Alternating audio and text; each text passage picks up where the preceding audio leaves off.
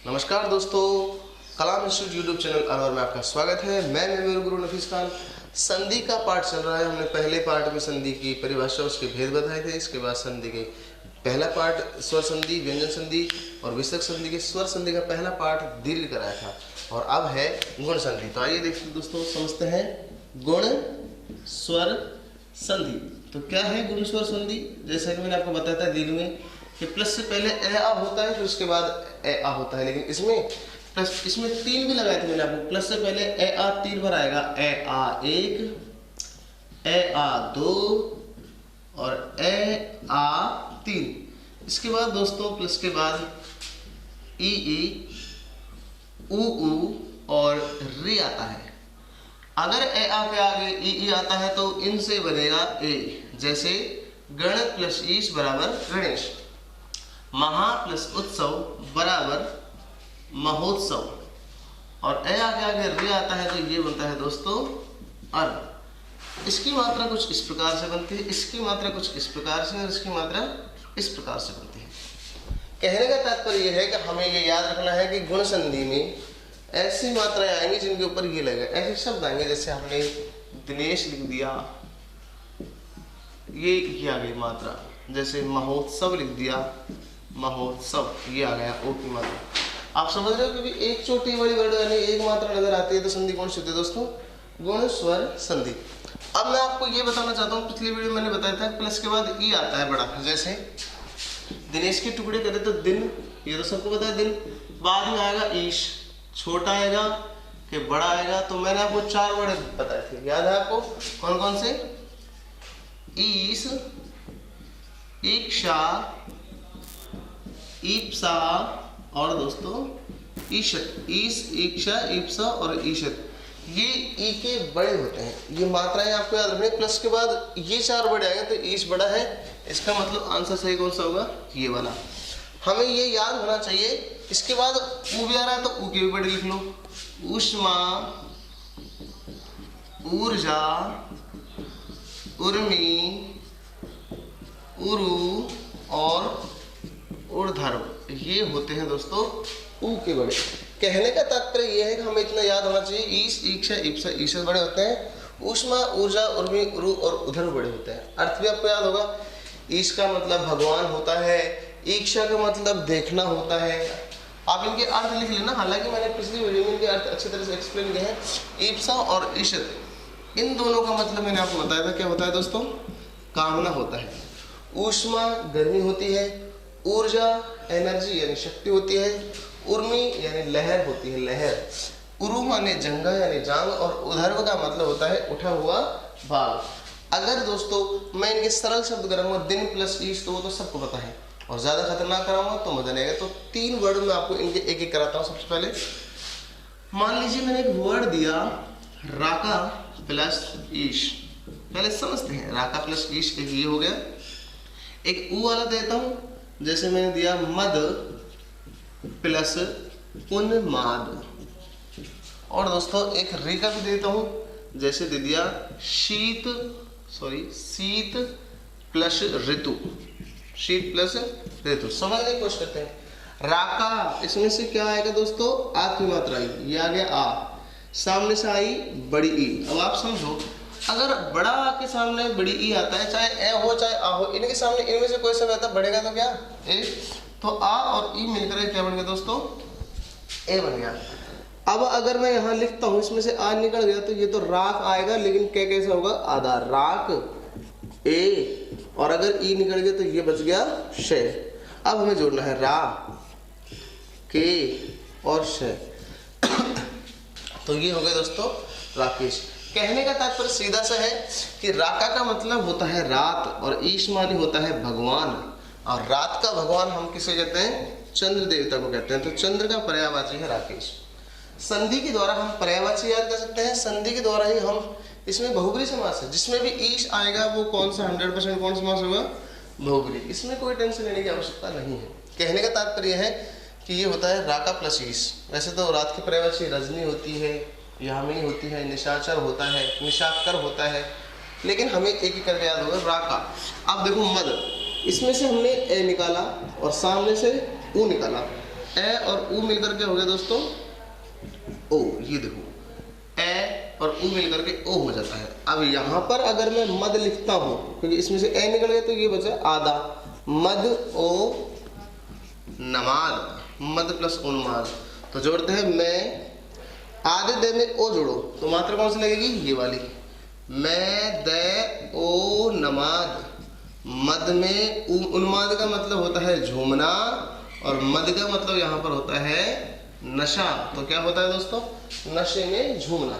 फिलहाल इसमें से ज्यादातर जब ये शब्द आता है शीत प्लस ऋतु, तो बच्चे को विकल्प दिया जाता है शीत प्लस ऋतु से क्या बढ़ेगा। ऑप्शंस ए वो देगा शीत ऋतु, ऑप्शंस बी शीतार्तु, ऑप्शन सी शीतर्तु, ऑप्शन डी शीत ऋतु। ऐसे कुछ वर्ड आपके सामने बच्चों को विकल्प दिया जाता है। और जो बच्चे एक बार अध्ययन नहीं करते, इंस्टीट्यूट ज्वाइन नहीं करते, फिर क्लास को नहीं पढ़ते हैं, वो सोचते हैं अरे कितना सरल आया शीत ऋतु, वो फर्स्ट को टिक करके आ जाते हैं। जबकि रियलिटी क्या है, देखिए बनाते हैं। इसमें से ए आया, इसमें से री आया, ए री अर, इन दोनों को जोड़ा तो क्या बना, ए री अर।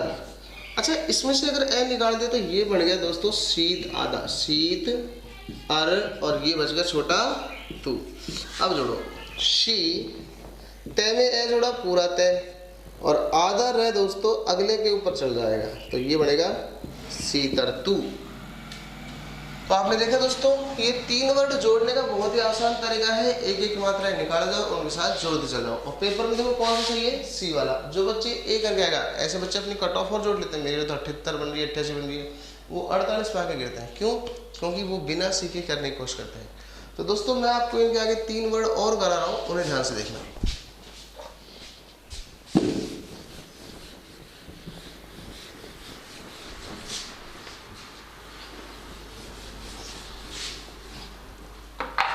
देखो दोस्तों, एक प्रश्न आता है कि ने प्लस इति से क्या बनेगा। आया हुआ प्रश्न है, तो विकल्प में वो देता है ने प्लस इति, इसके विकल्प तैयार करो। वो सोचता है बच्चा ने और छोटी ई, ये बन गया नी और ये ती।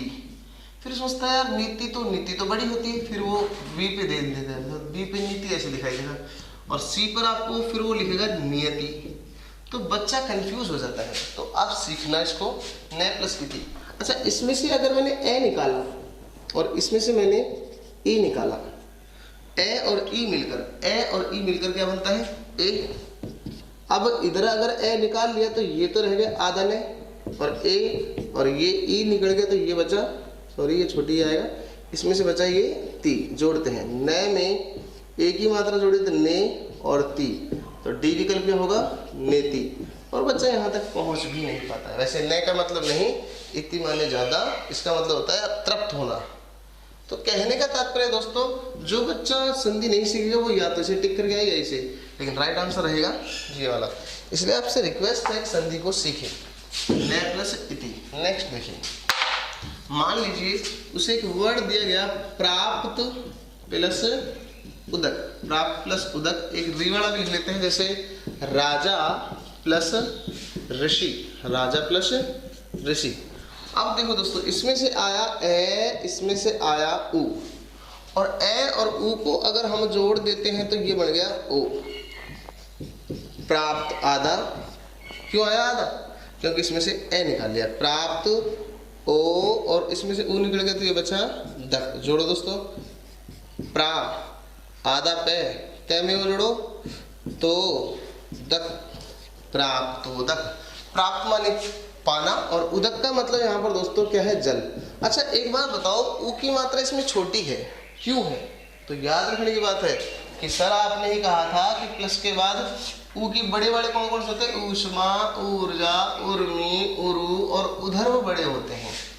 ठीक है, तो इसमें निश्चित है ऊ छोटा आएगा। तो प्राप्त उदक, जिसको जल प्राप्त हुआ, इसका मतलब होता है वैसे तर्पण करना। तर्पण करते हैं ना, पानी देते हैं। राजा प्लस ऋषि, इसमें से आया आ, इसमें से आया रे। जोड़ो दोस्तों, आ और री मिलकर बनेगा वो क्या होगा, अर। ये रह गया राज आधा अर, और इसमें से अगर रे निकाले तो बच गया शी। अब जोड़ो रा, आधे जय में अगर मैंने ए जोड़ दी तो पूरा जय, और आधा रहे अगले के सर पर। क्यों? क्योंकि मान लो मैंने कर्म लिखा, ऐसे होता है, लेकिन अगर उसे शुद्ध करना होता है तो आधा रहे मिटकर वो अगले के सर पर चला जाता है, जब वो शुद्ध माना जाता है। ऐसे ही आधा रहे अगले के सर पर, ये रहा अगले के सर पर। तो दोस्तों ये हो गया राजर्षि। कहने का तात्पर्य सिर्फ इतना सा है कि हमें इनको जोड़ने का तरीका आना चाहिए। दोस्तों अब मैं आपको बताता हूँ नेक्स्ट, इनको तोड़ते कैसे हैं, क्योंकि बच्चा जोड़ तो लेता है कैसे कैसे जोड़ करके मात्रा अंदाजा भी लगा लेता है, लेकिन तोड़ने में उसको पता नहीं लगता, छोटी आएगी बड़ी आएगी। इसलिए बहुत ही आसान तरीका है तोड़ने का। देखिए, तोड़ने के लिए बच्चों को सबसे बड़ी प्रॉब्लम ये आती है, पेपर में आगे संधि के टुकड़े क्या होंगे। बच्चे को अगर ये पता लग जाए संधि कौन सी तो पहुंचेगा ना, लेकिन उसको यही नहीं पता कि संधि कौन सी, तो टुकड़े करने में दिक्कत आएगी। इसलिए आपको मैं टुकड़े करने का तरीका बताता हूँ दोस्तों।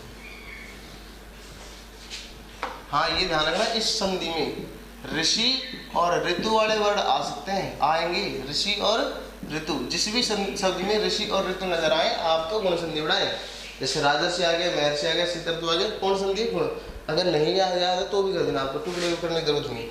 अब देखो दोस्तों, टुकड़े करने का तरीका, मान लीजिए मैं आपको एक वर्ड देता हूं यहाँ पर, महेश, एक महोत्सव, ये दूसरा हो गया, और एक दे दिया मान लीजिए मैंने आपको नरोत्तम। अब सबसे बड़ी बात यह है यहाँ पर इस बात को पहचानना कि क्या इसमें गुण संधि है, और ये पहचान कैसे करेंगे, जब हमें ए की मात्रा या ओ की मात्रा दिखाई देगी कुछ इस प्रकार से। ये देखो दोस्तों, ये है वो एक ओ की मात्रा जो यहाँ पर है, दिखाई देगी। सेकंड वाले में मिलता है ज़्यादातर वैसे तो। अब तोड़ने का तरीका, हमारे राजस्थान में कुछ समय पहले एक घटना चली थी चोटी काटने वाली। राजस्थान के पश्चिम राजस्थान में एक घटना चली थी चोटी काटने वाली, आगे चोटी काटने वाली। तो मैंने इसी को पकड़ के ट्रिक लगा ली। मान लीजिए ट्रिक ये है कि किसी भी शब्द पर आपको चोटी नजर आती है, एक चोटी नजर आ रही है, आप चोटी काट दो, ये काट दी चोटी। क्या बचा दोस्तों, मैं है, मैं हा क्यों लिखा है, क्योंकि प्लस से पहले हमने ए लिख दिया, मैं है, ए की आवाज आ रही है, तो महा, आ की आवाज आ रही है, दोनों लिखने हैं, ए भी लिखना है और आ भी लिखना है। सेलेक्ट हम बाद में करेंगे। अब बचा ये श, क्या बचा श। अब ये बताओ, ए कब आता है, जब प्लस से पहले ई हो। ए कब आता है, जब यहाँ पर ई हो। तो ये ई दोनों लिख दिए, छोटी भी लिख दी, बड़ी भी लिख दी। तो सीधी सी बात है, मह नहीं होता महा होता है, मह नहीं होता महा होता है, क्योंकि मह भारत नहीं महाभारत। और ईश चार वर्ड आपको याद रखना है, ईश, ईक्षा, इप्सा, ईशित, इनके अलावा कोई वर्ड नहीं आएंगे। तो राइट आंसर क्या होगा दोस्तों, महा प्लस ईश। अब देखते हैं, ऐसे ही मैंने चोटी यहाँ से काटी, ये भी या तो मह बचा या फिर महा बचा। आपको ये तो पहले ही पता लगे महा। आप पीछे बचाइए, देखो तय से वे, आधा तय से और वे, आधा तय से और वे। अब ओ आ रहा है, ओ कब बनता है, जब ऊ होता है। तो यहाँ पर या तो बड़ा ऊ या छोटा ऊ। अब ये हमें डिसाइड करना है कि उत्सव कौन सा होगा। अब बताइए दोस्तों, बड़ा होगा नहीं, ऊष्मा, ऊर्जा, उर्मी, उरु और उधरों के अलावा जो भी ऊ आएगा वो छोटा होगा। लेकिन ये लॉजिक केवल संधि के टॉपिक में लगाना, ये नहीं सर ऊंट भी तो बड़ा होता है, ऊंट संधि में आता ही कहाँ है। कहने का तात्पर्य आंसर हो गया महा प्लस उत्सव। ऐसे दोस्तों इसमें से तोड़ते हैं, ये या तो नर होगा या नरा। अब आप बताओ, नर होता है कि नरा। तो नर तो हमने सुना है, ये बहुत अच्छा नर है। और ये बचा तम। अब ओ को हम ऊ बनाते हैं, ऊ। तो नर प्लस उत्तम, छोटा ऊ क्यों लिखा है आपको पता है। ऊष्मा, ऊर्जा, उर्मी, उदर और उरु बड़े होते हैं, बाकी सारे छोटे होते हैं। तो कहने का तात्पर्य दोस्तों बहुत आसान तरीका है, चोटी काटो और वर्ड देखो। चलो मैं दो वर्ड आपसे भी हेल्प से करवाता हूँ, उसके बाद इस संधि को समाप्त करेंगे। नेक्स्ट संधि में हम आपको वृद्धि और ऋण कराएंगे, आयादी भी कराएंगे, सब कराएंगे। तो चलो देखते हैं। मान लो मैंने मिथिलेश लिया, मिथिलेश लिया, या फिर आपको सिद्धेश्वरी। ऐसे ही वर्ड आते हैं जो हमें थोड़ा सा कंफ्यूज करते हैं, यार कितनी खतरनाक संधि है। चोटी कहाँ है, एक ही, ये रहा। आपकी बार थर्ड पर है तो मिथिलेश, एश, वैसे भी ईश पता है सबको, तो ये यहाँ से कट गया। अब ये बचा मिथिले, मिथिल। अब प्लस से पहले अगर ए है तो आ भी हो सकता है, मिथिला, मिथिला। बचा ये शे, और हमें पता है शे आ रहा है तो इसका ई बनाना है, या तो छोटा या फिर बड़ा। अब सीधी सी बात तो ये है दोस्तों, मिथिल सही है कि मिथिला? तो एक प्रांत था मिथिला प्रांत, मिथिला क्षेत्र है, राजा जनक वहाँ के थे, सीता के पिताजी। तो मिथिला क्षेत्र का राजा, तो सही बनेगा मिथिलेश। कई बच्चों को ये नहीं पता सर, आपने तो ए भी लिख दिया और आ भी लिख दिया, मिथिल भी मान लेते थे, मिथिला भी, फिर हम ये सेलेक्ट कैसे करेंगे कि मिथिल सही है कि मिथिला? तो आपने वो गाना सुना है ना, जिंदा रहने के लिए तेरी कसम एक मुलाकात ज़रूरी है सनम, उसमें एक सीख तो मिली है कि अगर आपको संधि या कोई पढ़ाई करना है तो एक बार तो इन शब्दों से लाइफ में एक बार तो मिलना ही पड़ेगा। आपके पास ऐसी किताब होनी चाहिए जिसमें संधि के बहुत सारे उदाहरण हैं। तो दोस्तों ध्यान रखना, अगर आप अपने कमेंट बॉक्स में नंबर डालते तो आप PDF आपके पास सेंड कर दी जाएगी। लेकिन उसमें फ़ायदा ये है कि उसमें सरल शब्द मैंने लिए नहीं और डेंजर ऐसे शब्दों को मैंने छोड़ा नहीं। कम से कम हर संधि में 50-50, 60-60 वर्ड है, आप उनकी प्रैक्टिस कीजिए, क्योंकि प्रैक्टिस मेन परफेक्ट। इंसान आपको सिखा सकता है, कोचिंग इंस्टीट्यूट आपके कंसेप्ट के लिए होते हैं, ना कि आपको पूरा का पूरा करवाने के लिए। 1 सीखो, 2 सीखो, 3 सीखो, उसके बाद आप खुद करना शुरू करो। चलो यहाँ पर देखो सिद्धेश्वरी, ये छोटी घाटी, या तो ये सिद्ध होगा या फिर ये हो जाएगा सिद्धा। तो आप सिद्ध पुरुष हो कि सिद्धा पुरुष हो, उस तरह सिद्ध, तो सिद्ध होता है, सिद्धा हटाओ, पीछे बचे शवरी। अब ए आ रहा है तो ई लगाओ, सीधी सी बात है, ईश है तो ईश्वर बड़ा है, ईक्षा है तो ईश्वर बड़ा है, तो सिद्ध प्लस ईश्वरी बराबर सिद्धेश्वरी। तो कहने का तात्पर्य दोस्तों, हमने देखा कि कैसे एक चोटी काटते हैं और कैसे इस संधि का कंप्लीट करते हैं। तो आज के लिए इतना ही काफ़ी है, धन्यवाद।